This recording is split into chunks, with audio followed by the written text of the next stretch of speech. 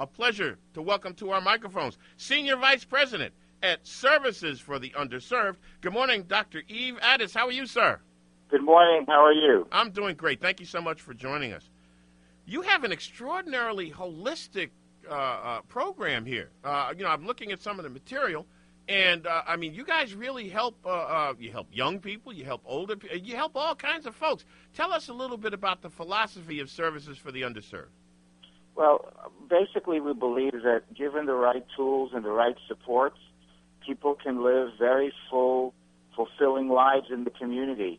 We are trying to create a community environment of supports and services that eliminate institutions. We don't believe that people should live in institutions. We believe that people should live in the community and have all the opportunities that the rest of us have. Important point. Now, we have veterans who are returning from Iraq. Tell us a little bit about how Services for the Underserved could help them and some of the issues that both they and their families face. Well, we're living at a point in time in New York City and across the country where there's a very big rate of unemployment. Mm-hmm. There's a dearth of affordable housing, and there's a system of care which is largely fragmented. What I mean by that is that there are lots of services out there, but they're not cohesive and connected. And it's very hard for somebody who's reentering after having served in the military, after having been in Iraq and Afghanistan, to come back to the community, need services, and then not know how to receive them, not even know perhaps that they're available.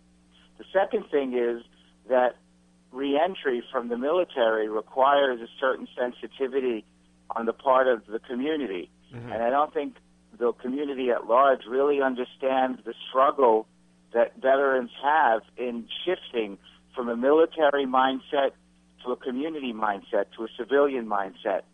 And we need to be prepared for that. We need to educate business. We need to educate our educational institutions. We need to educate the public at large so that when our veterans do come back here, they're welcomed, they're well received, and the services that they can access know how to relate and engage with them.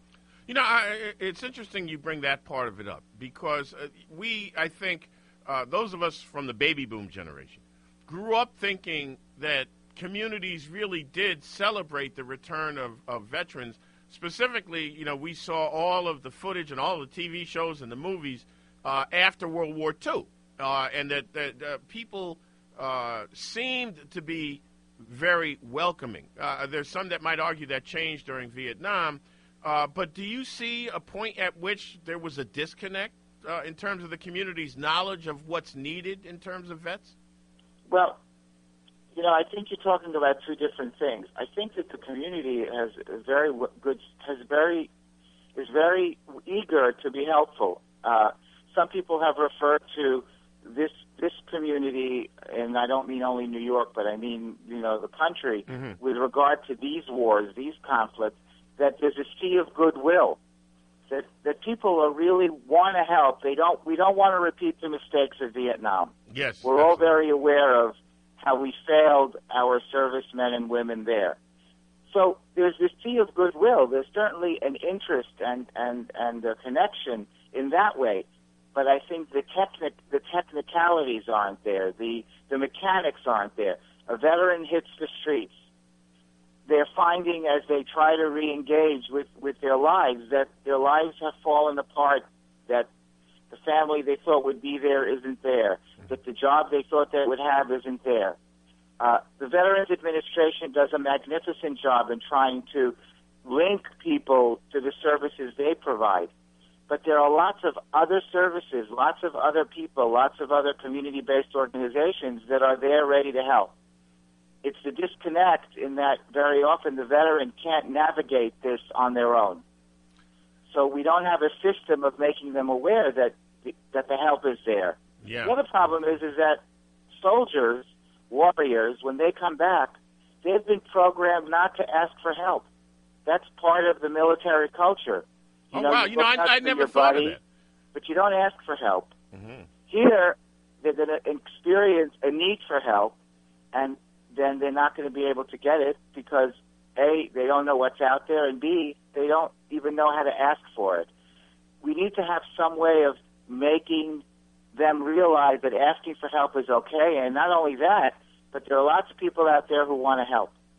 That is extraordinary. I had never made that connection, that while in the service, the culture of the military kind of dissuades you from seeking help, and it's difficult to deprogram from that when you get home. Now, I know that you're going to be starting a radio program right here on WWRL. Talk a bit about that. Well, I have to tell you, I don't know very much about that. I know that we're launching a very important campaign to bring the kind of awareness that I was just talking about. Mm-hmm. We're going to have television spots. We're going to be marching in the parade, and we hope a lot of your listeners come out there and support us. And in general, look out for our print ads, for our posters.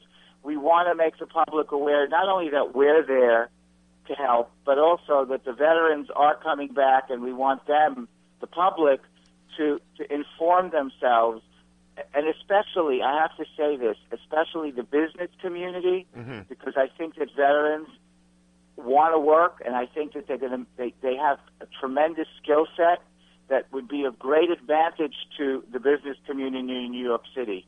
And I also want to, give a shout out to the housing community, to all the landlords in New York City, mm-hmm. all the developers in New York City. Make apartments available for veterans. They're going to need housing, and we need to let them know that we're reserving some units for them so that they don't have to end up in homeless shelters. That's an interesting point. In this economy, are returning vets finding it much more difficult to find work?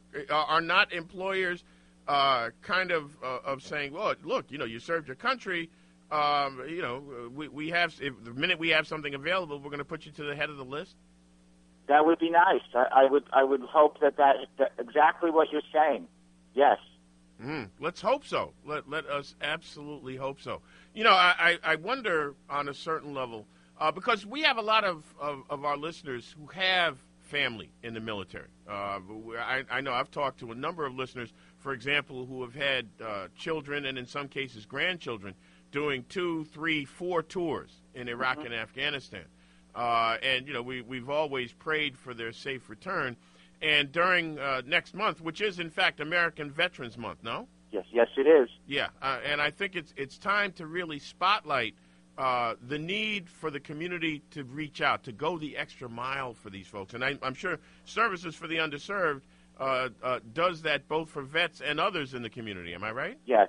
And in particular now, we've had the advantage in that we have a couple of grants from the Department of Labor to help veterans secure employment. We have a grant from the Veterans Administration to help veterans prevent homelessness and to also rapidly rehouse veterans who are at risk of losing their homes or who have just lost their homes. We're very worried about the whole foreclosure problem mm-hmm. because we're concerned that it may impact and probably impact returning veterans. So we're talking about not only like specific sectors, like the banks to have an awareness that you don't foreclose on a house that belongs to a returning vet. You do whatever you can to help that person pay their mortgage. I mean, there's just so many areas that, you and I know and your listeners know are affecting all of us, whether they're going to affect veterans even more for all the reasons I stated before. And I think we have to be very conscious of that, and we have to go the extra mile and make the extra effort to prevent all the bad things that can happen if we remain blind to the issues. Absolutely. Dr. Yves Ades, thank you so much for joining us. We really appreciate it. Thank you for having me on, and I wish you a very good holiday. You too. You take care. Take care. Dr. Yves Ades, he's Senior Vice President at Services for the Underserved. He's responsible for all of SUS's veterans initiatives. Be listening. That SUS program here on WWRL will be airing on Wednesday mornings. It's coming up on 14 minutes before the hour of 7 o'clock. and we're going to come back and talk about President Obama taking the gloves off with regard to student loans and higher education for young people across this country.